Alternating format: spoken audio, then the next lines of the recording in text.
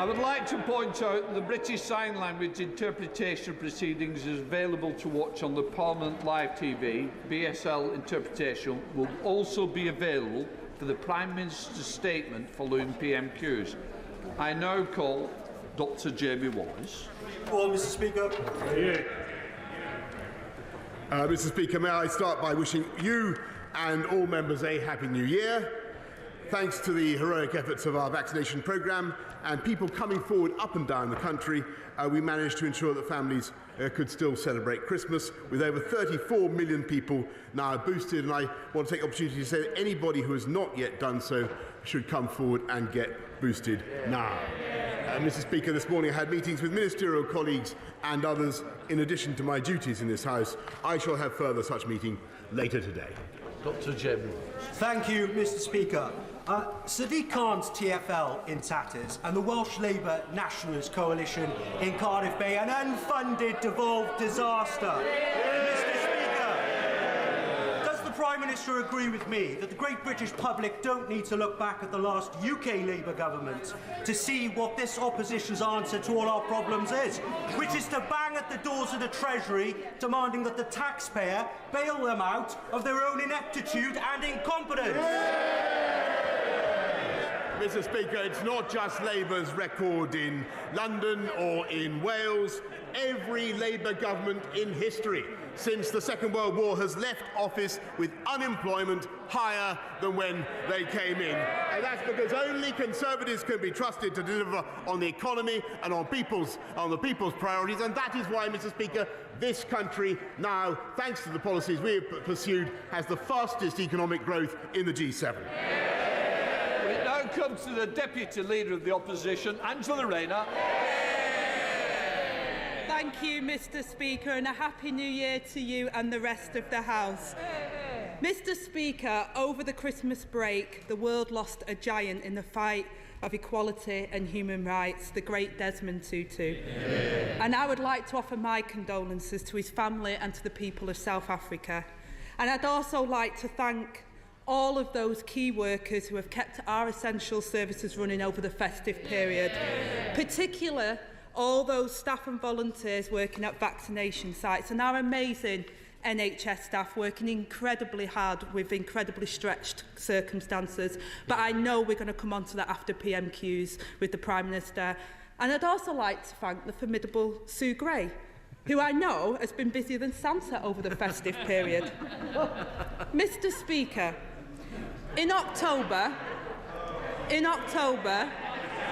Prime Minister said that fears about inflation were unfounded. But working people across the country are starting the new year facing rising bills and ballooning prices. So how did he get it so wrong? Because he's a gobshite. Hello, everyone. What the government has been, and of course I said no such thing because inflation is always something that we have to be. That we have to be careful about. But what inflation we have to be careful about? Is making sure you made happen. Making sure that we protect the people of this country throughout what is unquestionably going to be a difficult period, and that's why we are ensuring that we've lifted the living wage by record sums, Mr. Speaker. We make sure people have the living wage payments, making sure that they have the warm homes discount, this guy's on all crack. The protections of £500 million fund. Yeah, big squeeze this year, everyone. Go on, mention the fact that heating bills are going to go up 70%. Go on, mention that, you twat. But the most important thing we can do is squeeze the middle class and destroy the working class, and then blame the working class for destroying itself. That's his plan. Absolute gobshite. That we're able to keep our country and our society going, Mr. You look like Speaker, a fucking escaped mental patient, doesn't he, from like an old movie? That is why we doubled down on Look the at him. booster programme. Fucking one flew over the cuckoo's nest. With Plan B, Mr. Speaker, and that's the right fuck approach off. for the country. Plan B? What? Mr. Speaker, Plan B. inflation is about Plan to Brexit. hit 6%. That's the highest rate since the early 90s, when the Conservatives have been in power for over a decade. Yeah. Mad in their sleeves with a divided party, a Prime Minister losing the support Pint of his champagne, backbenchers and governing shambolically. And a Labour Party, Mr. Speaker, who is ready to take over and provide the Britain with a Hi, Charlie. Familiar stuff, Mr. Speaker.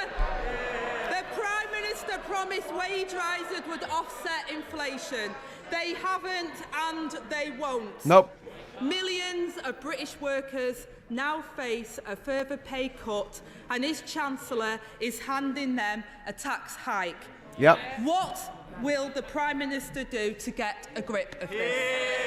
You won't do anything. Mr. Speaker, Boris Johnson. I know that he hasn't got a grip on anything. Can't make a decision.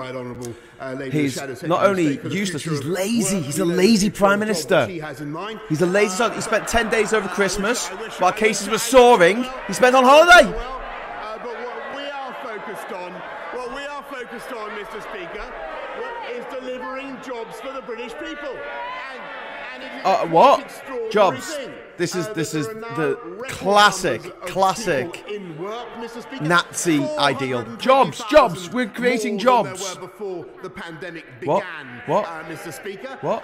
We Where? have youth unemployment at a record low, Mr. Speaker. You have people sleeping rough at a record high, you daft twat, and you don't include the numbers in the unemployed numbers of the people living on the streets or people living with their parents because they're not claiming the dole. To lockdown. If we listened to them, we wouldn't have anybody working at all, Mr. Speaker. What? Wouldn't have anyone working at all? What the fuck is he on about? Mr. Speaker, He's just I've heard fucking on the lying. grapevine there might be a vacancy for Prime Minister soon, so maybe I should have aspirations. The Prime Minister pretends it's not his fault. He blames the global forces. He blames the market. Mr. Speaker, we're an aspirational party. Maybe the Prime Minister needs to be more aspirational for this country. Yeah. But, Mr. Speaker, the Prime Minister Give me kicking, has made political choices that has led us into this place. His government has failed to invest in long-term energy security. Failed to invest in anything. His government decided to let gas storages collapse. Yes. His government let the energy market run out of control. 27 energy companies have gone bust in the last year. 27. And Thanks to now Boris Johnson. household bills are going through the roof. Or as the money Thanks to saving Boris expert Johnson. Martin Lewis put it, there will be a seismic hit on energy bills. Yep, your energy bill's going up. If you're watching this in the UK, your energy bills are going to almost double. Picking up the tab for his incompetence. Yes. You tell him, Angela. Mr. Speaker, she talks about energy. I think the House will agree she's got a lot more energy than the current leader of the opposition. I welcome her, supposed to be funny. her point, because actually what the government is doing is supporting people throughout the pandemic. No, you're supporting your mates. 2.2 I suppose they million are people. supported Just. with the Warm Homes discount. Yeah, your Mr. mate Speaker, supported 140 330,000 which towards your means mate getting his pension fixed on his support, fucking driveway. £300 winter fuel payment, 3,000 for your mate Liz Truss to go and have fucking lunch. Taxpayers' money. £25 a week for 4 million people up and down the country. £25 a week. What? That is what we are Hey? doing, Mr. Speaker. And that is on top of everything we're doing. He's to support, really helping us, people yeah. on low incomes, cutting taxes What? for those on What? You're putting them up. You are literally increasing national insurance, which is going to hit lower income people more than higher income people. Let me just remind the House of the fundamental Fucking hell. difference between that party and this government. That party is staffed by normal people, and you're a bunch of fucking Nazi psychopaths. When Omicron hit, they were calling for further restrictions. That's right, Mr. Speaker. We've been able to keep this country Don't moving, laugh or you'll and cry. keep the economy growing, and What? keep the money coming into people's pockets, Mr. No, Speaker. you haven't. Foreign direct investments has gone off a cliff, you utter Prime gobshite. Minister is doing is increasing taxes to Yes. the hard-working people Yes. of this country. Yeah, that's what he's doing. That's what he didn't promise in his manifesto, but that's what he's doing to the people. And I quote, Mr. Speaker, the poorest households spend 3 times more on their income on household energy bills than the richest households spend. 3 VAT times more. on energy bills makes gas and electricity more expensive. Not my words, Mr. Speaker, but the words of the Prime Minister himself. When energy bills are going to be hiked again in April, any decent government would find a way to help British families. Even the Tory backbenchers have finally accepted Labour's call to cut VAT on energy bills. So will he finally stand up to his Chancellor and do the same? Mr. Speaker, let me remind, because she wasn't obviously listening to the previous answer. Let me remind her, the Warm Homes discount already, 2.2 million people supported to the tune of £140 a week.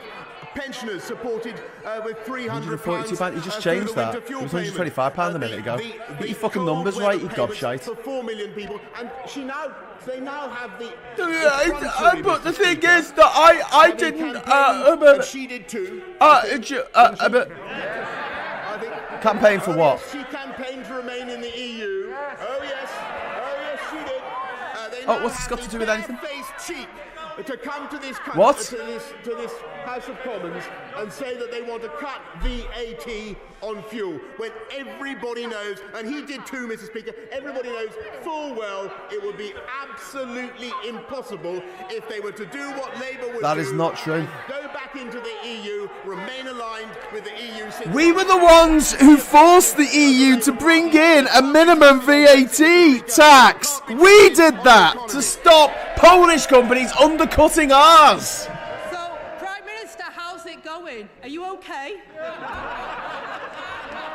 The Prime Minister and his Chancellor have presided over economic mismanagement, low growth, and neglect of our public services. They think it's hilarious. Look at Mrs. Sunak chuckling away there. Fix this, whacking more taxes on working people.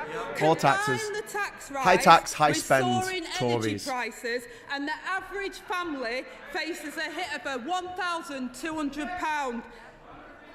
This is an 140 a year. Speaker, right That's ahead. from Francis, So yeah. will he You're saying it's 140 a week? Bullshit. Order. 140 a week. Started the new year, not in the way we left the last one. You did give me an assurance we were going to try and calm down. So if we can, it will be helpful. Angela, Who's he talking to? Mr. Speaker, £1,200 hit right away. So will he finally stop and change course, or will he plough on towards what will be to this a £140 a week thousands of families? That hard-working families are going to get towards their energy bills. As a direct result of what we've 140 a week on universal credit, a single mother with two kids is misleading the House. Fucking liar. Better off. Fucking liar. As a result of what we've done with the living wage. How is anyone better off? How is anyone better off when the cost of living has gone through the roof and inflation has gone through the roof? In their income every year, Mrs. Speaker. What? But that's not the point. He's just making up fucking stats here. Someone stop him. Someone give this fucking arsehole a fucking slap and say stop fucking lying. Because of the tough decisions we've taken. Because of the balance. The tough decisions. You haven't made a fucking decision in your life, mate. Can't even make a decision to comb your fucking hair. Than any other comparable economy in Europe, and they know it, Mr. Speaker. And our economy has suffered more than any other economy in the G7. People are seeing increases in employment and increases. He's gone about jobs again. Gone about jobs again. Not about the economy. Not about actual pound in your pocket. Prime Minister Jobs. Always about gives jobs. with one hand and takes away with the other. Under this Prime Minister, the country is worse off. Prices for everyday goods are soaring out of control. Hard-earned savings will be hit, and the wages of working people won't go as far. Inflation isn't an economic theory. It has serious consequences for people's lives. We need serious solutions, Mr. Speaker, to stop people falling into poverty or debt. Instead, Mr. Speaker, we have this Prime Minister and his incompetent leadership. And every time we are faced with a challenge, he denies there's a problem. He tries to laugh it off. He looks for someone else to blame. Thinks it's all fucking funny. So can I suggest to the Prime Minister, it's not about brushing your hair, it's about brushing up on your act. Does he accept his incompetence is taking our country backwards and costing our country dear? No, Mr. Speaker. What I tell the country is that Labour incompetence has ruined this country time and time again. You've been in power for 10 years. There are more homeless people. There are more people using food banks. There are more families torn apart. They came in. And What You is are her answer fucking to liar, the mate. energy crisis? It is to nationalise our energy. Yes. It was in fact Labour's failure to invest in supply over a decade or more that reduced our ability to have cheaper, cleaner energy, Mr. Speaker. We are rectifying that. Thanks, Alexis. We're taking the tough decisions that this country needs for the long term. And it's because we've taken those tough decisions, Mr. Speaker. What tough decisions because have we've ever taken fucking the taken? balanced and proportionate approach. Your idea of a tough decision is to not make a decision. It's literally that is this fucking arsehole's idea of a tough decision. It's literally you get the thing on his desk and he goes, right, do you want to do A or do you want to do B? And he goes, I'm going to sleep on it. Or in the case of this fucking gobshite, he'll go on fucking holiday. Absolute shitbag. And that is because of our I fucking hope to read your obituary very, very soon, Mr. Johnson. When Omicron presented itself, what did they go for? They reached for the lever of more restrictions. They said lockdown, Mr. Speaker. We said boosters. And now the hospitals are overwhelmed, and Omicron is ripping through the population.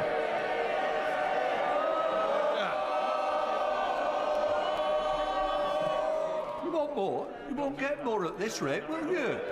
Mr. Penrose has been waiting patiently. Why do you not want to hear him? Because I do. John Penrose.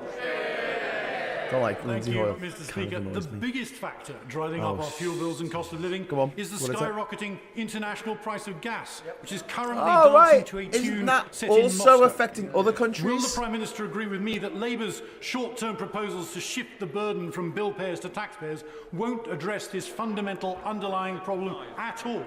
That the crisis demands structural reform to the energy price cap rather than just maybe we should have a green revolution so we can produce our own fucking power and not rely on the power coming from fucking Russia and Saudi Arabia. In the long term future of our energy supply, investing in massively increasing our supply of renewables, but nuclear as well, Mr. Speaker, and that is the right way forward for this country. And I think it is absolutely Boris Johnson Labour, of course, that. who completely failed to take those decisions, with the result that nuclear. Why are you still blaming Labour when you have been in power for over a decade? You absolute cock. Labour's answer today to the energy price rises, which my honourable friend correctly diagnoses, is to nationalise our energy. Yes, it is. Is it? Well, maybe they've changed their minds now, but it was.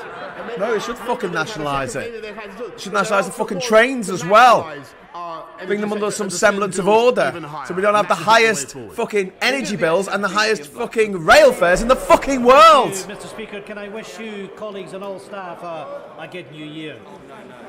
Mr. Speaker, over John Penrose, Minister last of Corruption. few weeks, serious warnings Husband have grown of over the Dido Tory Harding. cost of living crisis, which will hit the majority of families over the coming months. New research from the Resolution Foundation has found that on average that families will be £1,200 worse off from April as a result of Tory cuts, tax hikes and soaring energy bills. Now, for members of the Tory government, £1,200 might not seem very much. It's half a lunch. For the Foreign Secretary, it is just another taxpayer-funded lunch in Mayfair. Yes. For the Prime Minister, it's just a roll of fancy lunch wallpaper for his taxpayers-funded flat. But for the vast majority of families, losing £1,200 a year will be catastrophic. Yes. For some, it will mean that they can't afford thanks, David. to pay Happy New their Year rent to you and bills, as well. to heat their homes, or to put food on the table. So will the Prime Minister apologise for leaving millions of families worse off? And will he commit I will not to an apologise emergency for financial package the to vaccine reverse rollout and for getting out of the EU? Go on, Mr. Speaker, I find that criticism hard to take from the humble crofter, if I may say. But what we are doing, with whom, as I stress, Mr. Speaker, I have normally very, very good relations off the pitch. But what we are doing is helping families up and down the country. Tapering, making sure that by taking money out their pockets and giving it to your fucking mates. By taking money out of the pockets of the people in the country who have the least and giving it to the people who have the most. That's his fucking job. That's what he does. All he fucking does. That and not making decisions. And keep people in work, and we've now got more people in work than there were before the pandemic began. That is because of the balanced and the proportionate approach that we've been taking, and I think his support will be welcome and deserved. Gone about jobs again. That's all he's got. My goodness, Mr. Speaker, we're talking about a Tory cost of living crisis. So much for a new year, a no start, because it's the same nonsense from this failing Prime Minister. We've had the year of Tory sleaze, but now we've got the year of Tory squeeze. Get back to us tomorrow when we're doing Fuse of the World. Although it's Central African Republic. That UK living standards will worsen in 2022, with the poorest households hit hardest by Tory cuts, tax hikes and soaring inflation driven by his government's policy. Under this Prime Minister, the UK already has the worst levels of poverty and inequality in North West Europe. Now the Tories are making millions of families poorer. In Scotland, the SNP government is mitigating this Tory poverty crisis by doubling the Scottish child payment to £20 per week. So, can I ask the Prime Minister, will he match the Scottish Government and introduce a £20 child payment across the UK? Or will the Tories push hundreds of thousands of children into poverty as a direct result of his policies?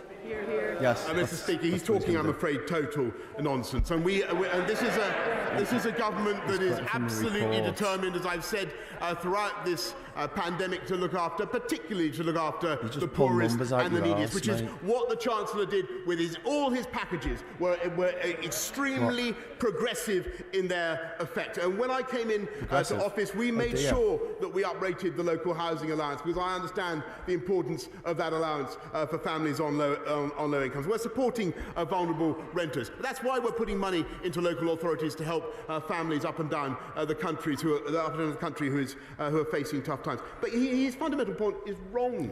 He's just wrong about what is happening in this country. Actually, if you look at the statistics, Mr. Speaker, economic inequality is down, Mr. Speaker, in this country. Income inequality is down, Mr. Speaker, and poverty is down. I'll tell you why. What? Poverty's not down?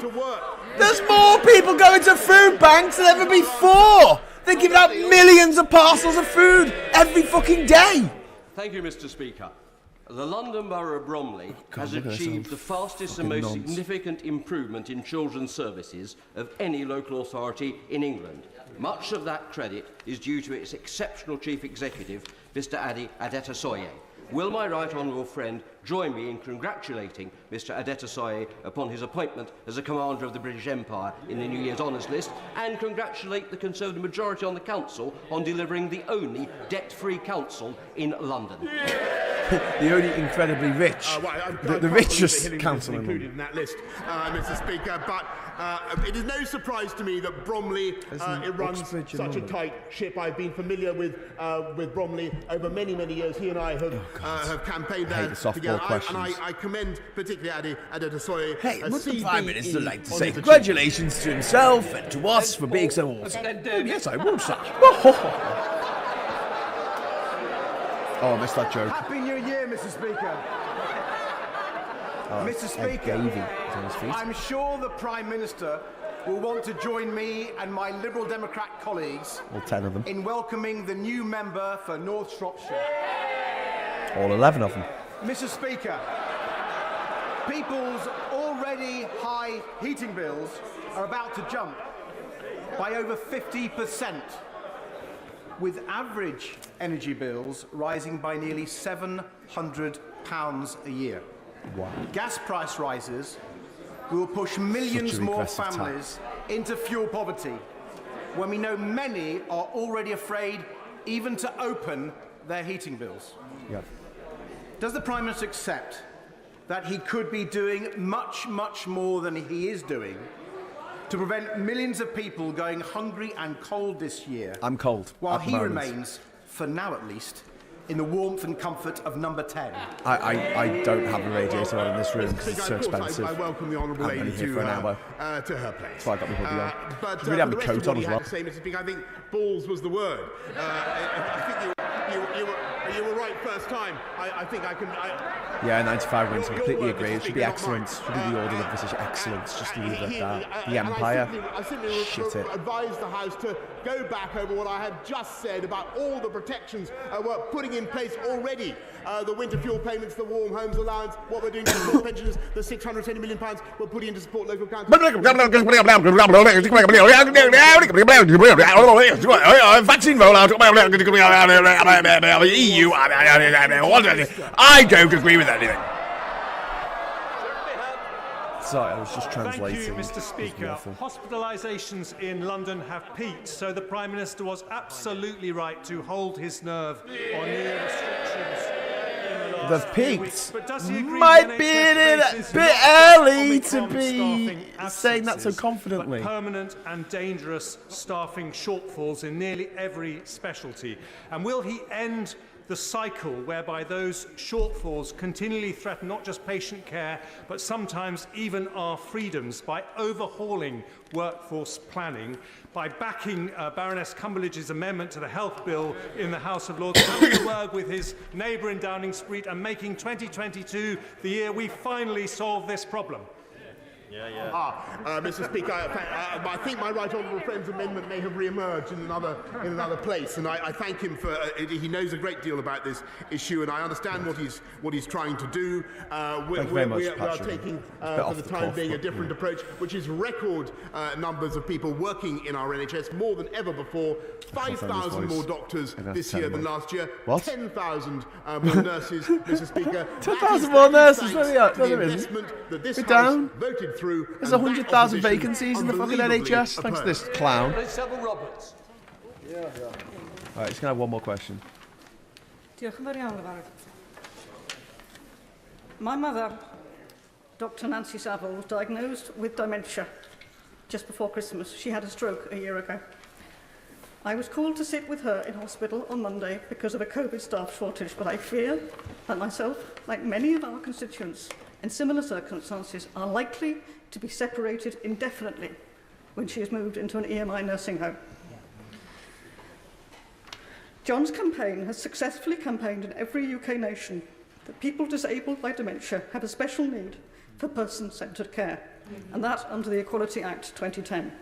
But in reality, there remain many care homes and hospitals where even the most minimal visits can be denied, leading to isolation and separation, which cause irreversible damage to well-being. Does he agree with me that the human rights of disabled people, sick people, and the elderly are not fair weather luxuries, and that everyone with dementia, wherever they live, has the right to family life? Mr. Speaker, can I first extend my deepest sympathies to the Right Honourable Lady, and I'm sure the whole House and everybody who's listened will have shared her feelings and simply wish to extend their condolences as in view of her mother's current crack a joke. condition. Go on, crack a joke, you I know inappropriate how her arse. feelings must be exacerbated by the difficulties that so many people up and down the country are facing because of the restrictions we're having to put on care homes. And I sympathise. You have fucking parties, gobshite. We do have to try to strike a balance and to keep the care balance home being residents you can't safe visit your and dying do what we mother can or to father prevent, in a care home, the but he can have a epidemic party with taking cheese and hold fucking in care biscuits. homes. Oh, sorry, we cheese and continue wine. to allow 3 nominated visitors to How care about homes, you allow and there 30 should be people no, to set up and there's cheese and limit to wine? How about that? of those, Gobshite. of those visits, Mr. Speaker. One rule But for I him, one understand rule the for everyone else. particular, Gobshite. Distress. Gobshite. And anxiety that the Right Honourable Lady's circumstances are causing. And can I suggest that she has a meeting as soon as it can be arranged with my Right Honourable friend, Actually, just Secretary fuck of State off. for Just Health. get in the sea. Get in the sea, you fucking rat bag. Thank you, Mr. Right, Speaker. ladies and gentlemen, Mr. Speaker, I'm going to many sign of my off for a moment. constituents have contacted me with their leave you concerns to about listen to rising this utility strangely bills and dressed the woman. high cost of fuel for 1 their cars. second. People in rural constituencies, like Sleaford and North Hykeham, are particularly affected by this because the rural areas are colder in the winter. Many of the homes are not on the gas grid. Rural people are much more reliant on their cars, and public services are very much further from home. I would therefore like to ask my right honourable friend what more he can do, particularly in rural communities, to ensure that my constituents have a reliable and affordable source of energy and fuel. I thank her very much, and she's drawing attention to a very important consideration as we try to abate the increases in gas, in the cost of gas and the cost of energy. What about all the fucking gas coming out of your mouth, you such as her own, it will be an important point that we've frozen fuel duty for the 12th year in a row, that the energy price cap itself remains in place. What? No. This is why the price is going up in April, because the energy price cap is being lifted. All the other measures that I've explained to the House. But, Mr. Speaker, the most important thing he just can't stop himself, can he? In her constituency and across the country is to have sustainable, clean, cheaper forms of energy. And that is what this government is investing in now, and we are taking the tough Go on, give us some figures. Don't pull them out your arse. Thank you, Mr. Speaker. Right, thank you for watching that. We're gonna turn away now from the House of Commons. Hello, and welcome. It is Wednesday, the 5th of January, 2022, which is very exciting. I completely forgot that it was Prime Minister's Questions today. I remember this morning, and then I looked it up, and for some reason it didn't start till 3 o'clock. So here we are. You've got me till 4. We've got another half an hour of me and you chatting. If you would like to send me a message, feel free. I'm just going to bring up the comments coming through on YouTube. Just give me a moment while I do this. But I feel like while I'm trying to move my schedule around at the moment to allow me to basically work during the day 9 to 5 in a proper job. Generally speaking, I'm going to be talking about stuff. I hope I haven't turned the sound off for myself. No, I'm still on. So generally speaking, I'm moving all of my broadcasts to the evening, and only just leaving Prime Minister's Questions. If I'm here on a Wednesday, I'll be doing that continuously throughout the year, I hope, depending on what job I get, I guess. So, yes, I've got to look myself up here. Oh, here we go. PMQs at Graham Hughes. There you go. I couldn't find it. It was a bit of a busy little still that was being shown there. This is probably going to really mess up the my bandwidth, because I'm obviously downloading and uploading at the same time. Pop out chat. Okay, there we go. I can see you now. It's really hard to read your comments when it's just on my little small laptop here, because it's a small window on my laptop. So big thanks to Alexis G there for £2 super chat. Thank you very much to David Faulkner for $78 Hong Kong super chat. And yes, and a very warm welcome to people who are just joining us for the first time maybe this year. I did do a broadcast on Monday, Hughes at 10, which is now going to be every Monday night at 10 o'clock. It's going to be Hughes at 10. Unless I move it to 9, and then I'll change the name to Hughes at 9, or I might change it to Hughes at 8. I'll just have to keep looking at what the algorithm is doing. Yesterday, I did the See You Next Tuesday Awards, which is a bit of an impromptu thing that I really wanted to do for ages. So I thought, I'll just do it on the first Tuesday of the year. And next year, I'll make it a bit more glam. I'll do a bit more effort and make it funnier, I promise. And then today, we're obviously doing Prime Minister's Questions. Tomorrow, and this is a bit of a big announcement. I'm shifting channels, okay?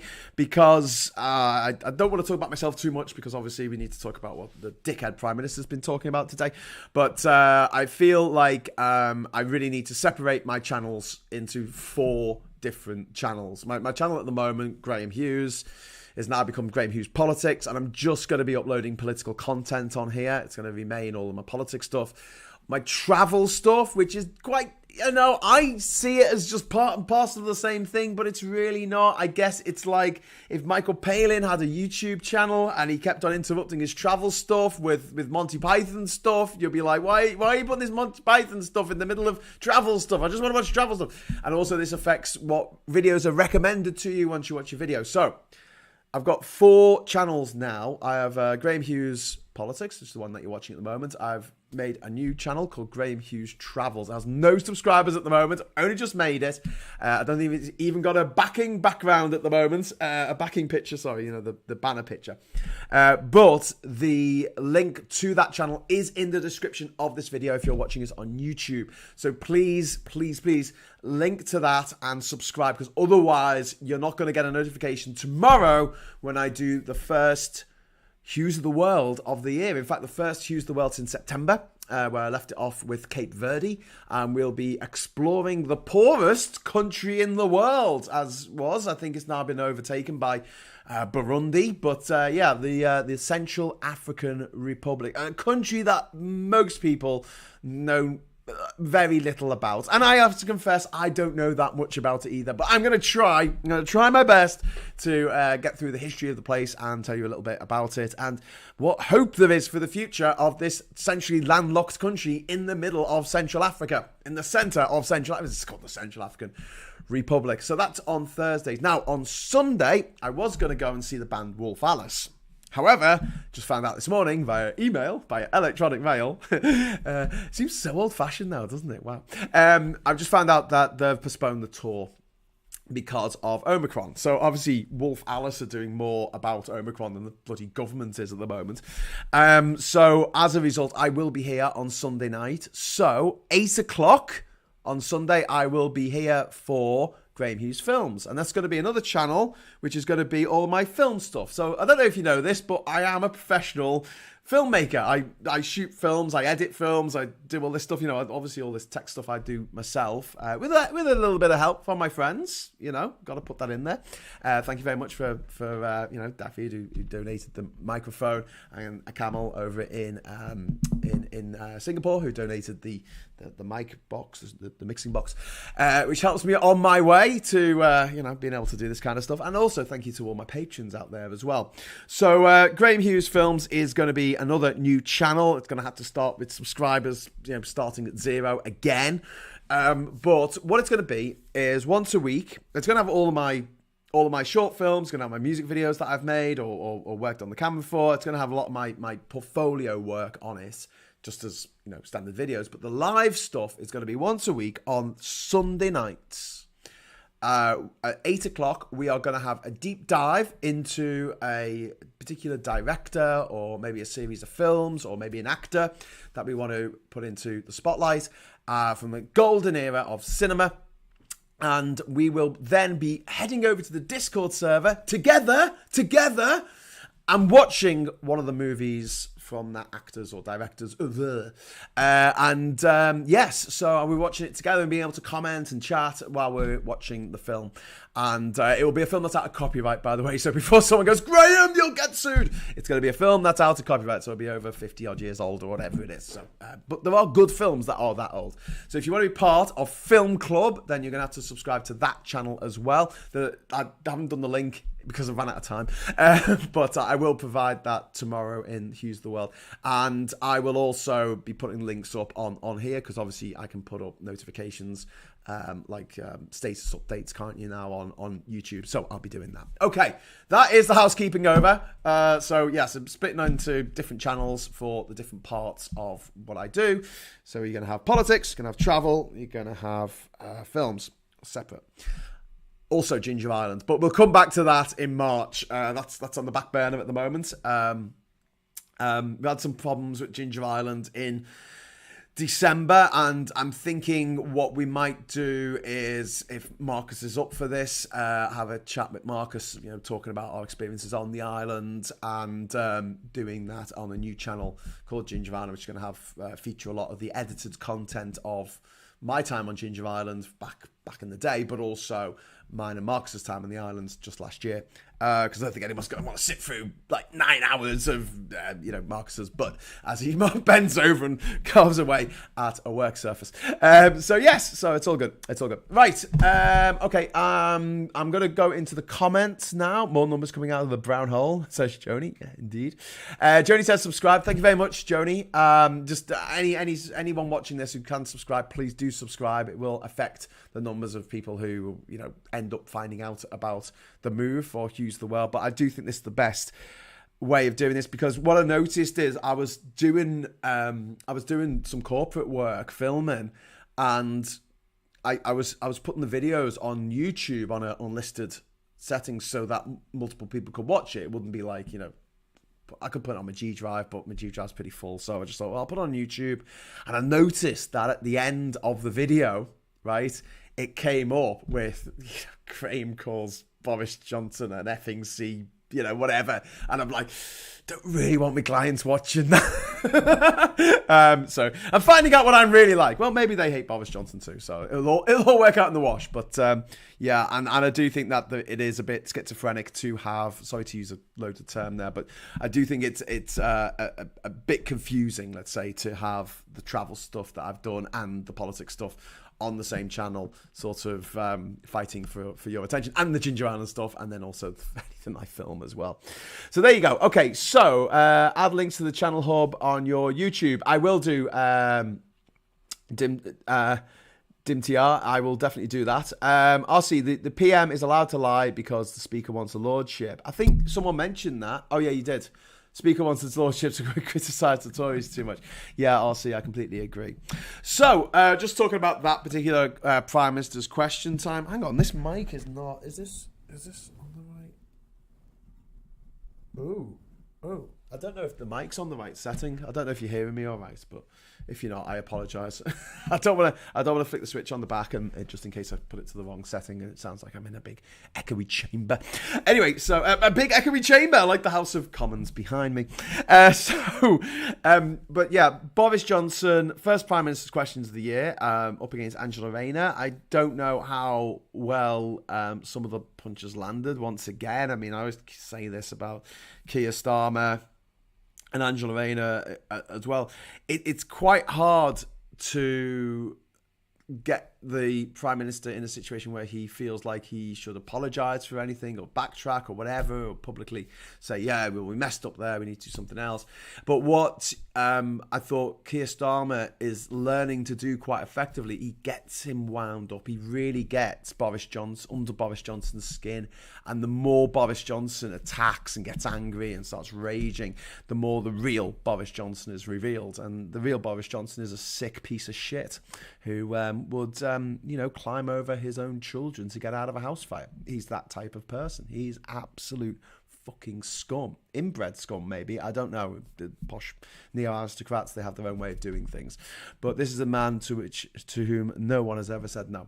No one in his life has ever said, no, you can't do that. He's just gone, I'm going to do what I like for the rest of my life, and I no one will tell me not to. And he's the worst possible leader to have in this at the worst possible time, because we're in a pandemic at the moment. And it's interesting to see that his decision to do nothing on Omicron, which was billed by his client press as this great decision that he made. He held his nerve, when actually he just didn't make a decision. So imagine like Dunkirk and Winston Churchill hadn't made a decision and just everybody fucking died on the beach of Dunkirk. Or maybe he didn't make a decision and just people in their own boats went across anyway to rescue people. And then Winston Churchill went, well, that was great of that idea that those people had. I had that idea. And you'd be like, no, Winston Churchill, you didn't have that idea. They did that themselves. And it just that happened so that the situation worked out in your favour without you actually doing anything. Now, obviously, that's not happened historically, but that's what's happening with Boris Johnson. Omicron is incredibly transmissive. It is one of the most infectious diseases that we have ever seen, ever in the modern era. It is insanely, catastrophically contagious. However, we're not seeing the numbers of deaths going up. And so it looks like, whereas, the Delta variant, say, had a 60% mortality of people who are in ICU, well, the Omicron variant has a much lower percentage of people in ICU, and then a lower percentage again of people in ICU who actually die.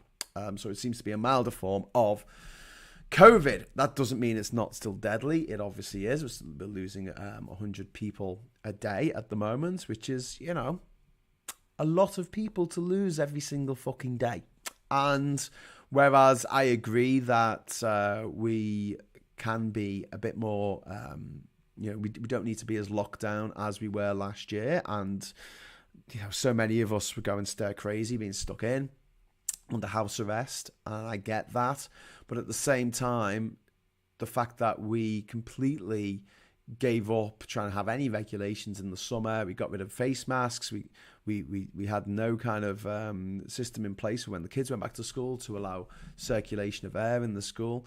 And it's fascinating that even though the technology behind the vaccine is over 200 years old, I mean, obviously it gets updated, but the basic technology of it, which is that you have a deactivated or a non-deadly weakened form of a virus, you give that to people, it lets them build up their own defenses, their own bodily defenses against that virus, so when they actually get the real thing, your body knows what to do. It doesn't faff around for 24 hours trying to think what to do, and in that 24 hours, the amount of that disease inside your body could have just copied itself, reproduced on a logarithmic scale. So now there's literally billions of this little fucking thing inside you, and that's what leads to people dying. So the technology of vaccines is very old. Bring in also the technology of RNA and DNA, which is 50, 60 years old now. We've been looking at this stuff for a long time. And there's never needed to be a vaccine against the common cold because it doesn't really kill anyone, common cold being a coronavirus. This coronavirus we needed a vaccine for, and that's why it was so quick. But I do find it very interesting that the same anti-vax scum who say, oh, well, this vaccine hasn't been tested enough, even though it's been over 8 billion doses have been given around the world, and the zombie apocalypse hasn't happened. They say, oh, it's too soon. And yet, these same fuckers will have like a day's worth of information, and they'll be like, "Right, we're past the peak now. It's over. It's all over. It's fine." And people aren't dying, so we should all get Omicron. We should have Omicron parties and invite all the kids around like we have a chickenpox party. And we're like, how do you know? We haven't studied Omicron enough. We've only had Omicron for literally 6 weeks is it since the first fucking case was actually discovered in South Africa, and now it's fucking everywhere. There's 1 million cases a day in America, over 200,000 cases here in the UK. We don't know enough about it. We don't know the long-term effects, and we don't know how much of an effect it's having on children. It does seem like this particular variant is worse for kids proportionately, even though it's a milder version of Delta or coronavirus, COVID-19 in the first place. But even so, it seems like it's affecting kids more than the old one did. And so what are we doing? Are we making sure there's enough ventilation in the schools? No. We're spending 250 million on a fucking a royal yacht, when for half that amount of money, you could properly ventilate every school in the country. Graham, please get Scottish independence Jan 1, 2024 done, pretty please. That's from Don Donovan. That'd be excellent. Do you know why? Because my passport runs out in February 2024, and I really, really want a Scottish passport. So if you get independence, I'm going to definitely move to Scotland next year, spend 6 months in Scotland and apply for a bloody passport and get a Scottish European Union passport. The only good thing about the new passport that's coming out, this dreadful blue piece of shit that's just it's got no artwork in it. It's just a little symbol. It's not even a symbol. It's going back to the 1990s passports that we had. So unimaginative, just boring to look at. You can't sit there and flick through it, and smile. It's shite. It's absolutely shite. The only good thing about it, it's designed by a French company, and it's made by, it's actually produced by a Polish company. So our brand new British passports are actually, unlike the old passports, well, the old passports were made in the EU because we were part of the EU, but the old passports were made in the UK. And the new passports are made in the EU. It's funny that. Hello, everyone. Hello, Graham, says David. Boris's plan against Omicron is to do nothing. Yeah, luckily he's already had 2 years of practice doing just that. Well, exactly. It's a flimsy black passport. Yeah, well, the thing is, it's boring. If you look at the last of the maroon passports, it was fucking beautiful. They had spent so long doing the artwork inside those passports. It was phenomenal. It was a piece of fucking art in itself. And that's all been back-heeled now. It was Delarue, wasn't it? The company that used to make them. Very famous British printing company. And they've given the contract to the French. Yay, Brexit! And it turns out that this lie that Boris told about Boris Johnson, Spafford Johnson. Spafford Johnson told this lie about now we can get the crown back on the pints, and the EU's like, you could always put a crown on the fucking pints. You could put whatever you liked on the pints as long as it didn't obscure the CE mark. You were fine. But if it hasn't got a CE mark on it, you can't sell it in fucking Europe, dickheads. And also, there's a lot of countries that just, informally or formally, they say that if you haven't got a CE mark on your equipment, on your glass, or on your steel, or on the fuck you're selling to us, we're not going to accept it because it's not up to high enough standards. And that's what Boris Johnson's all about. He's about lowering standards. He's about stealing from the poor to give to the rich. He's about his ministers spending £22,000 learning a language they already speak. His ministers spending £3,000 of taxpayers' money, of your money, my money, on a lunch in Mayfair. That's what he's about. He's about people not being able to spend the last few days and weeks with someone that they love who's dying while he has fucking parties. While he has all his mates round, party in the backyard, no problem. That picture from May last year, was it May last year? It was just after the Dominic Cummings debacle, Barnard Castle and all that shit. I think it was after he did that, but before we found out he did that. And it was a couple of months before a friend of mine passed away, and we had to wait a month to have a funeral. And when we did have his funeral, hundreds of people wanted to go to his funeral, and only 30 of us could go. Only 30. So I couldn't take Catherine. To my friend's funeral because just numbers. So I had to go on my own. Meanwhile, Boris Johnson's having fucking parties with as many people as he fucking likes. And his gobshite mates, his gobshite ministers, his gobshite MPs are all fucking having parties. They don't give a fuck because they know they'll get away with it. And we let them get away with it. And that's what's got to stop. I had a discussion with someone about Don't Look Up, and I've mentioned this a few times, this movie that's come out with Leonardo DiCaprio and Jennifer Lawrence. It is... It's directed by the same guy who directed Anchorman, which I don't really care for as a movie, but he also directed The Big Short, which I do care for as a movie. It's a very good movie. In that, some people have walked away from it going, it's kind of idiocracy, isn't it? I kind of thought this at first. I went, it's idiocracy, but it's set now. And it's real. Idiocracy's come true. But I feel like Idiocracy, and I think Mike Judge is a genius. Anyone who's watched Silicon Valley will know what a genius Mike Judge is. Any fans of Beavis and Butthead out there, and Office Space. But Idiocracy punched down a bit. It did punch down. It said, look at these dickheads having more kids, and because the dickheads have more kids, eventually everyone's going to be a dickhead. Whereas Don't Look Up was more a cautionary tale about having incompetent leaders who can't make decisions, who don't care about you and me. All they care about is the bottom line. They care about making money for themselves and making money for their mates. Disaster capitalists. And that's what it's about. And that's what happens when you let disaster capitalists run the world. So this weekend in Durham, it was incredibly mild. I think we had the hottest New Year's Day on record. And tomorrow we've got a yellow warning for snow. The temperature has dropped like a stone, dropped yesterday. And just one of those things that I don't think is a good thing, having a very warm, mild day so that the birds and the insects and the squirrels and the trees all think, oh, fuck, it's spring. They come out and then, boom, overnight, it freezes. And they're like, oh, shit, yeah, I wasn't expecting that. Just expended all that energy I shouldn't have expended getting out my cocoon or out my hibernation state, or growing some buds for some leaves that I thought, because I thought it was spring. We're confusing the shit out of nature.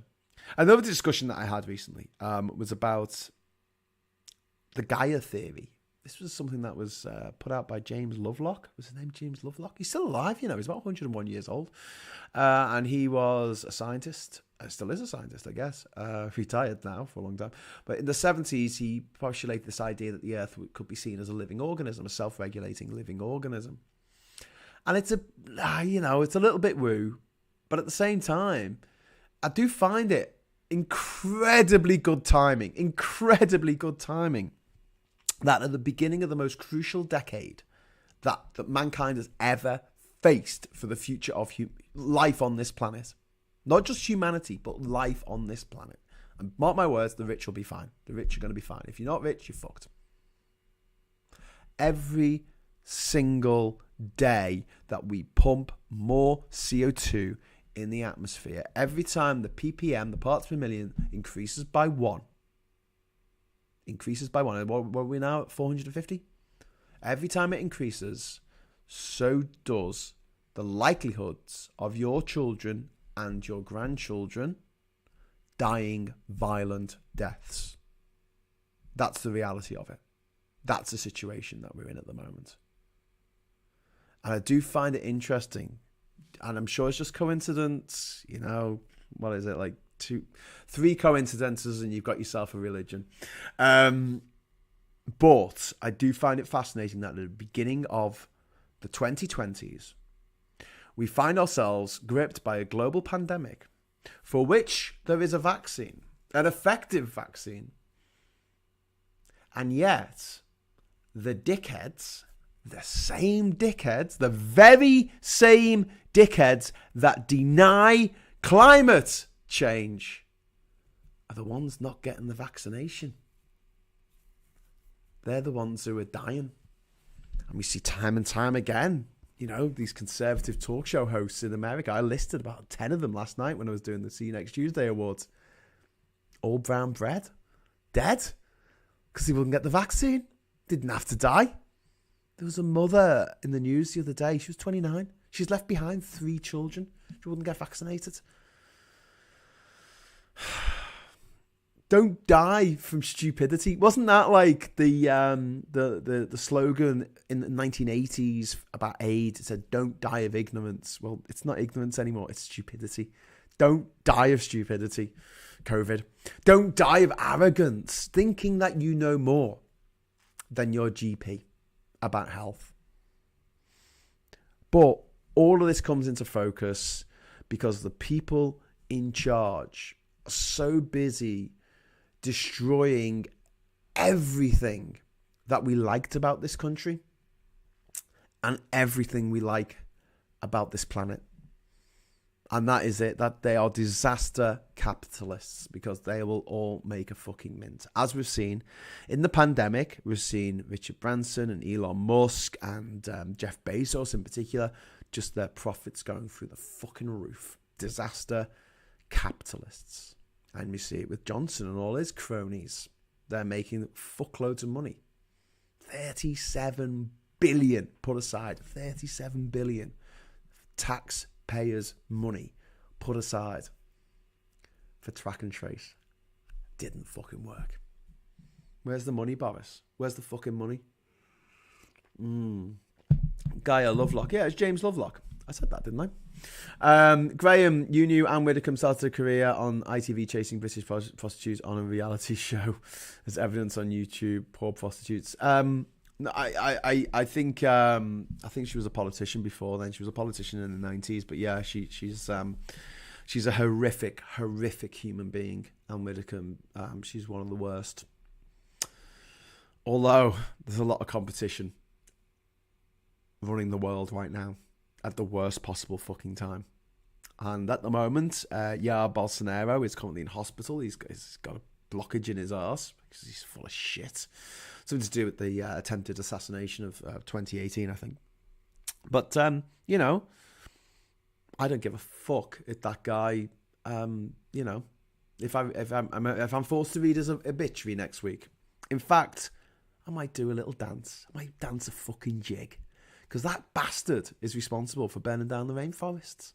Brazil was coming on in leaps and bounds in terms of protecting the Earth's lungs that happened to be in Brazil. And he just turned around and went, nah, fuck it. Let's chop it all down. Gave it all to fucking American companies as well. Oh my God. So it's not even benefiting the people of Brazil. And yet, because he's a populist and because he gets the dickheads all on side, like Boris Johnson does, like Trump does, like Orban does, like the gobshite in Turkey, Erdogan, Modi in India, they all sing from the same hymn sheet, you know. I'm going to protect you against the man. I'm going to protect you against the establishment. And these people are all the fucking establishment. They are very, very much the establishment. They're going to protect us from what? Yourself? No, they want to steal. They want to cheat. They want to lie the way to the top. And they want to just fucking stay there for as long as humanly possible. Anyway, right, so I'm going to wrap it up now because it is 1 minute past 4 o'clock. It's a very strange time to be doing a podcast, live cast, whatever. Unvaccinated people fill COVID wards. It's not just them. Yeah, that's very true. Number 3, they do fill up the wards, which is an absolute fucking disgrace. And I think we should be following it the South Korea or the Singapore model, which is basically, if you're not vaccinated, you have to pay for your own healthcare. Brilliant. Bring that on. If you're not vaccinated and you don't have a reason to not be vaccinated, and you're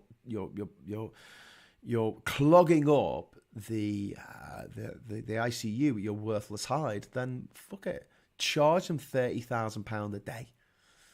Give them the bill when they get out. There you go, matey. That's how much you cost the NHS. That's how much this fucker who wouldn't get vaccinated cost you and me at the moment, because we're paying for it. When they release the figures, this is what anti-vaxxers cost. The fucking earth. We're already being squeezed so much. This is the year, the big squeeze. 2022, the big squeeze. The whole capitalist system thrives on disaster. Yeah, it does, Ernie. It does. It's almost as though someone like Jacob Rees-Mogg, maybe his dad wrote a book about disaster capitalism and how to make money out of a disaster called, what was it? Blood on the Streets? Oh, that did actually happen. Yes, in reality. Will it be a belly dance? No, it'll be a jig. It'll be an Irish jig. Anyway, so moving swiftly on, I'm going to say ta-ra for now. Please do, if you're just joining us, please do click on the link below if you're watching on YouTube, which will take you to my new channel. It's just called Graham Hughes Films. There's nothing on there at the moment. Sorry, Graham Hughes Travels. Oh, God. I'm getting confused myself. It's too much. No, a new channel called Graham Hughes Travels, and it's going to be all my travel stuff is going to be on there. So all my Odyssey Expedition stuff, my Eurodyssey Expedition around Europe, my travels in the past, around India and Southeast Asia and Australia and South America, the Gringo Trail, all that stuff will eventually all filter down onto that channel. Videos for you to watch, and also there's going to be a weekly show about a different country in the world, which is going to be called Hughes the World. Oh, I already do that, don't I? Yes, we're Hughes the World, part 33, and it's going to be on the Central African Republic. And we'll see how it goes. I'm also going to be doing TikTok videos, and which are also going to be used as YouTube Shorts and as Twitter videos. So they're going to be 2 minutes and 20 seconds, and it's just going to be a real, very, very quick me talking as fast as possible about every country in the world in alphabetical order. For just each one, not all of them, but each one in order. Just these short little videos. So if you can't be arsed sitting there for an hour while I lather on about the history of the Central African Republic, you can just watch this little snippet that just tells you the fast facts about the Central African Republic. And if you just need to know about the Central African Republic for whatever reason, I don't know, maybe you're hiding in the bogs in a quiz in the pub and you need to know about the Central African Republic, you just press play and put it to your ear and you go, blah, blah, blah, blah. Okay, yes, I now know all I need to know about the Central African Republic.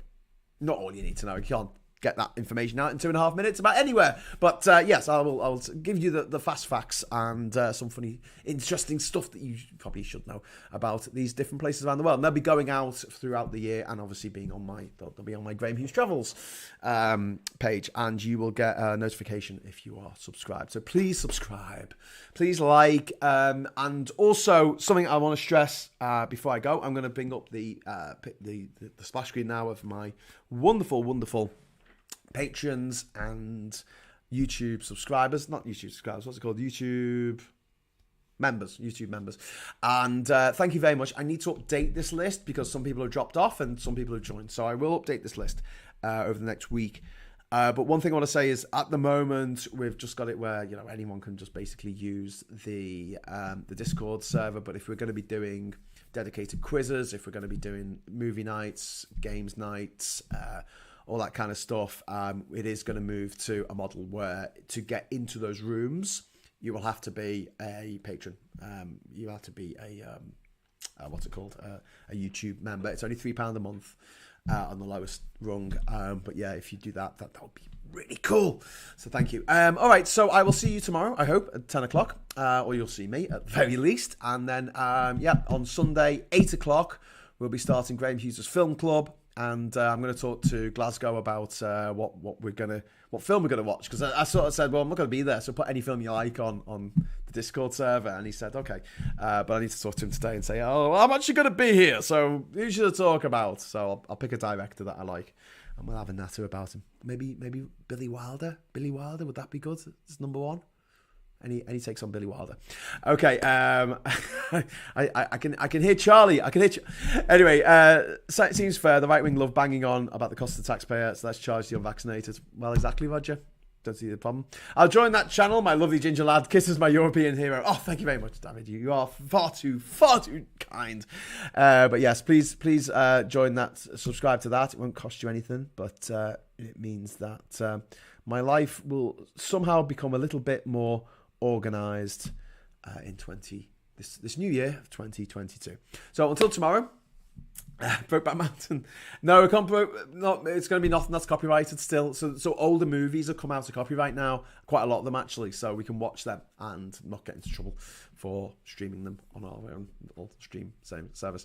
Anyway, so but we're going to do a little bit of research to make sure that we don't get a cease and desist letter from Disney or something. Could happen. So yeah, hopefully I'll see you tomorrow at 10 o'clock. And until then, I will say thank you for watching, good evening, and hello, and welcome, and have a good time, and arrivederci. And I'll see you very soon.